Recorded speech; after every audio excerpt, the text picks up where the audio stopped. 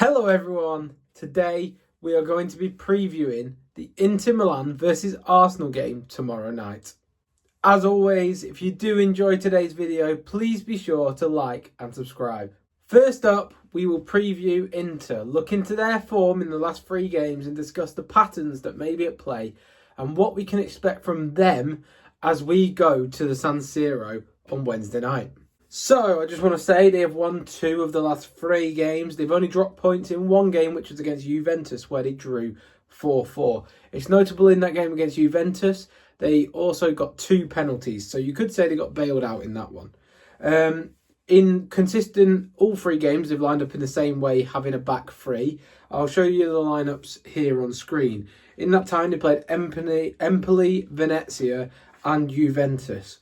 So they have a settled 11. There's not much rotation. There's little bits of ins and outs.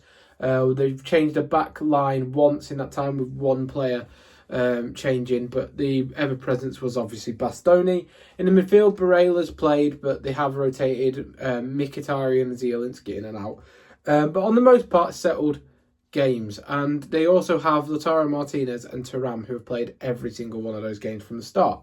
Against Venezia, they won 1-0. They attacked mainly down the right-hand side. They were dangerous from set pieces. In this game, they seemed weak against low crosses, though, which is interesting because that seems to have been a theme throughout the 3 games, as I'll discuss in a bit. The goal happened from a left-hand side cross to Lautaro at the back post. Another pattern, but that's not something I'd worry about for Arsenal. We're usually quite good at getting to the edge of the boxes to block crosses from that angle. You think back to the angle it's basically, the Kevin De Bruyne angle where he hits one early. Obviously, Anthony Gordon's at the weekend was a bit further down the wing when he hit that cross. But from where Inter seemingly like to play that ball in across the back post, Arsenal are fairly secure from it. Against Empoli, though, there was a left-hand cross by Bastoni to the right back post again, where Fratesi scores, playing the ball across the keeper. The second goal was a low ball to Martinez, who back-heeled it off to Fratesi on the edge. And Barella high-pressed and gave it to Martinez for the third.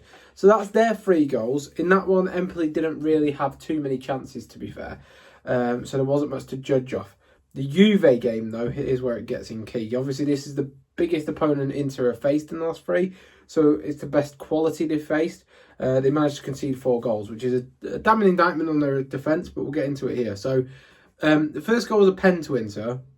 Juve scored a goal from a beautiful lofted through ball over the defence, and then they cut it across, and Vlahovic turned it in. It was McKennie to Vlahovic. Then Juve scored again with Conceição, beating the man on the right-hand side. He then gets to the byline, crosses it low across the goal to Weah, who turned it home. Mkhitaryan laid it off for Inter, Mkhitaryan played it off to Thuram, who gave it back to Mickey, who then put it in low from the edge of the box for the third for Inter. Inter then got a pen. That's the second for Inter. Inter then got a pen. Scored that with Zielinski. That was the third goal. And then Inter had a set-piece scramble where Dumfries got on the end of it. Not much to write home about. Juve's 2 final goals were scored by Yildiz, whatever his name is, at the top left of the box, firing it down across to the right-hand side of the keeper. Really low shots. The patterns then.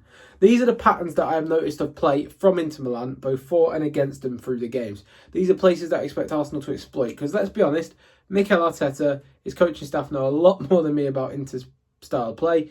They know a lot more about me than football, so let's just go into what to expect from this game, because football does seem to go in patterns. So Inter have strong runners on and off the ball. They use their athleticism by playing laterally down the pitch and look to get knock-ons.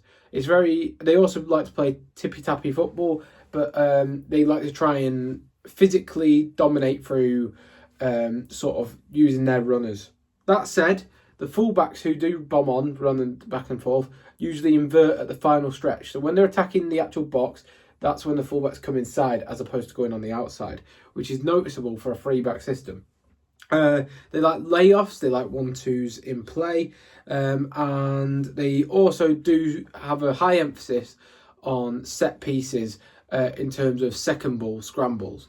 They don't seemingly, and this is just something I've noticed, look for a precise set piece. They look to get it in an area and fight for it afterwards. And that might be due to the physical makeup of the team.